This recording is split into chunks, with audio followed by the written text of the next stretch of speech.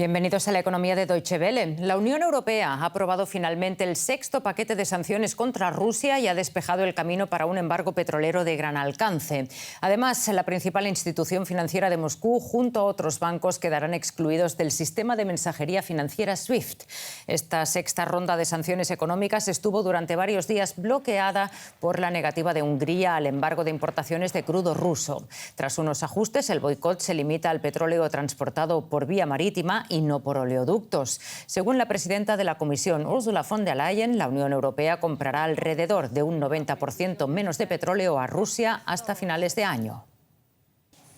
Y tenemos ahora la oportunidad de hablar sobre este asunto con José Toro Hardy, es economista y exdirectivo de Petróleos de Venezuela, PDVSA. Señor Hardy, gracias por atendernos. Muy buenas tardes, encantado de conversar con ustedes una vez más. Señor Toro Hardy, ¿qué impacto real puede tener sobre Moscú este embargo? ¿No se sigue beneficiando Rusia del elevado precio del crudo? Desde luego, el aumento de los precios está haciendo que el petróleo que Rusia exporta esté rindiendo, tiene mayor precio. Sin embargo, como consecuencia del embargo, se le hace difícil a Rusia vender ese petróleo y en este momento está intentando venderlo con importantes descuentos en China. Esto, pues, vemos por un lado aumenta el precio, pero por otro lado tienen que dar descuento. De todas maneras, sin duda alguna, el petróleo y el gas en este momento están ayudando a Rusia a financiar su invasión a Ucrania. Señor Toro Hardy, ¿qué significa que Rusia esté vendiendo su petróleo a Asia, a India, a China? Son países a los que Venezuela ha estado exportando también o está exportando su crudo. ¿Qué impacto tiene esto para el petróleo venezolano? El impacto es importante porque hoy en día Venezuela, recordemos, está también sancionada por los Estados Unidos, no puede enviar petróleo a los Estados Unidos y está vendiendo fundamentalmente a China o a través de China. Pero resulta que hoy en día los descuentos que está dando Rusia superan los descuentos que está dando Venezuela para poder vender ese petróleo. Y eso puede afectar también las exportaciones petroleras a Venezuela, de por sí muy limitadas por la fuerte caída que ha experimentado la producción petrolera de Venezuela a lo largo de los últimos años. De momento, Estados Unidos está supliendo la escasez de crudo ruso, liberando su reserva estratégica. La pregunta es, ¿durante cuánto tiempo puede continuar esta situación? El compromiso de los Estados Unidos es liberar 1 millón de barriles diarios de sus reservas estratégicas por un lapso de 6 meses. O sea que estamos hablando de 180 millones de barriles. Es de esperar que a lo largo de 6 meses otros productores hayan podido incrementar su producción, incluyendo los propios Estados Unidos, hayan podido incrementar su producción petrolera de manera de suplir esa escasez que se presenta en el mercado. Y una última pregunta, señor Toro Hardy, ¿cuál es su cálculo, su pronóstico, cómo seguirá la evolución de los precios del crudo? Mira, yo creo que los precios del crudo tienen una tendencia a subir. Ahora, ¿cuánto van a subir? Va a depender de cuánto dura esta guerra. Los precios del petróleo suben por los barriles marginales. Si faltan 1 millón de barriles diarios en el mercado, sube el precio de los 100 millones de barriles diarios que se consumen. De manera que la expectativa es lo que más está afectando en este momento los precios, y si se termina la guerra, probablemente esas expectativas de escasez disminuyan. Señor José Toro Hardy, muchas gracias por darnos su punto de vista. Un saludo. Un gran saludo. Vamos a otro asunto. El mercado laboral en Estados Unidos es robusto. Los empleadores crearon 390.000 puestos de trabajo en mayo y la tasa de paro se mantuvo en el 3,6%, un nivel considerado por muchos economistas como pleno empleo. Pero el informe mensual sobre empleo llega en un momento en que líderes empresariales advierten del riesgo de recesión. A esta alerta se sumó el dueño de Tesla, Elon Musk, que ha solicitado un recorte del 10% del personal de sus fábricas de autos eléctricos. El empresario también habría solicitado que se congele la contratación a nivel mundial por un terrible presentimiento sobre la economía, según dijo. Actualmente Tesla emplea a casi 100.000 personas, de acuerdo con un informe del gobierno estadounidense.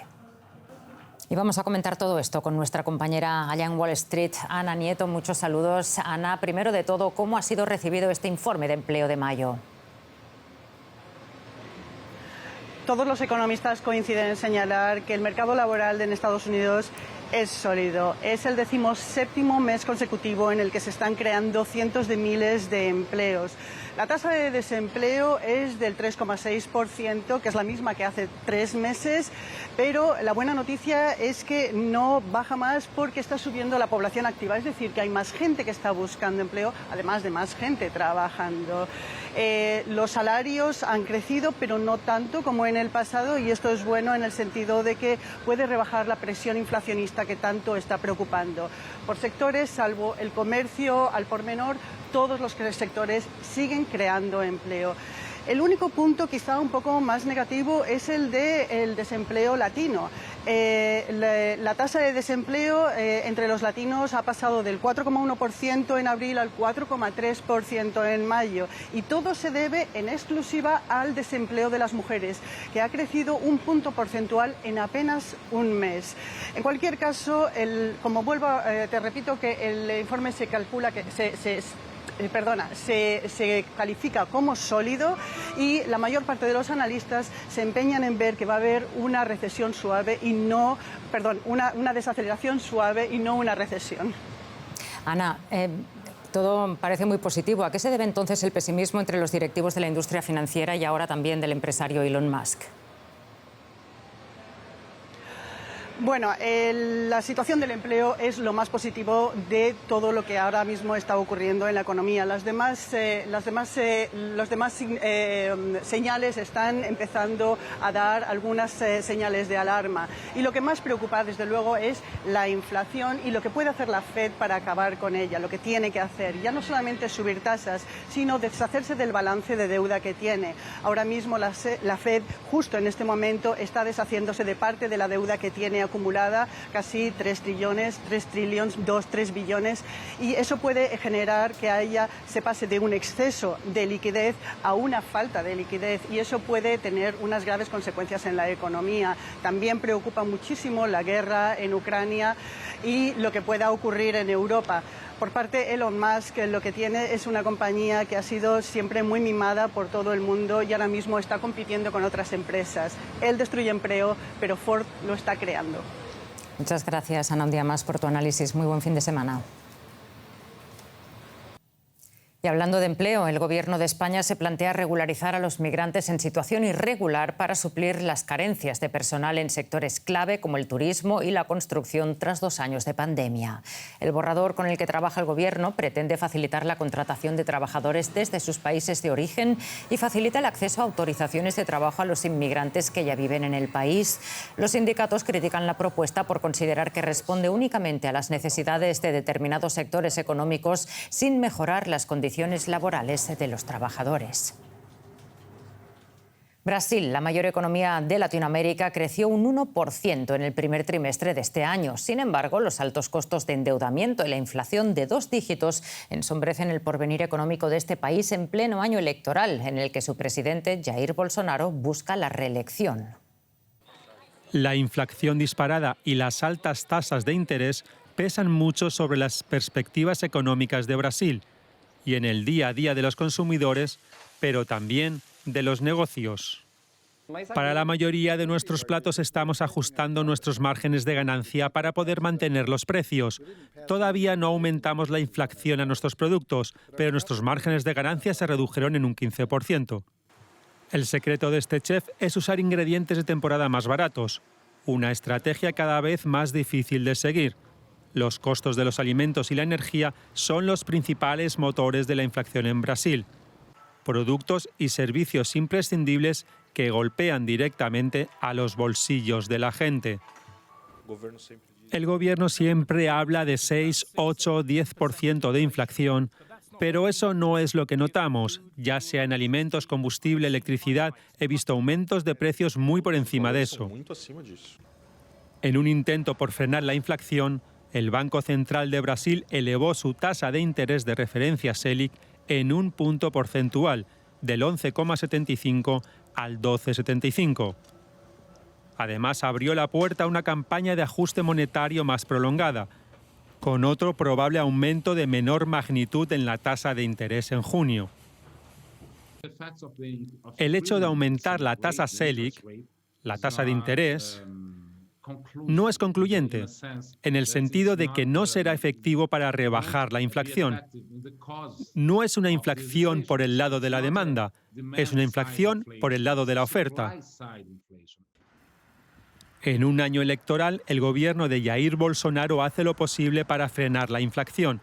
Uno de sus mayores problemas es el precio del petróleo en un mercado volátil agudizado por la guerra en Ucrania.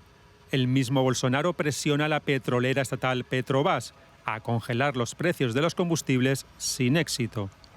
Por ahora, ha llegado a un acuerdo con los transportistas para evitar el bloqueo de las carreteras. También ha recortado los aranceles de importación y ha aumentado las ayudas a los hogares con menos recursos. Al respecto, el presidente Jair Bolsonaro ha anunciado que podría declarar al país en estado de calamidad, lo que le permitiría al gobierno seguir aumentando el gasto social. Medidas insuficientes todavía para paliar los efectos de una inflación, en un país donde el 60% de la población se encuentra en una situación de inseguridad alimentaria. En México será procesado el exgobernador del estado de Chihuahua, César Duarte, por el presunto desvío de unos $5 millones de fondos públicos. El político fue extraditado por Estados Unidos a petición del gobierno mexicano. Duarte llegó al aeropuerto de Ciudad de México el jueves y hoy viernes tenía que ser trasladado a un juzgado de Chihuahua. De 59 años, miembro del entonces hegemónico Partido Revolucionario Institucional, gobernó el estado fronterizo entre 2010 y 2016 y fue capturado en Miami, Florida, en 2020. Acusado de desviar recursos de erario público para las campañas de su partido. Una docena de exgobernadores mexicanos han sido acusados de corrupción en las últimas 2 décadas. Y esto es todo de momento en la economía. Gracias por acompañarnos un día más. Hasta pronto.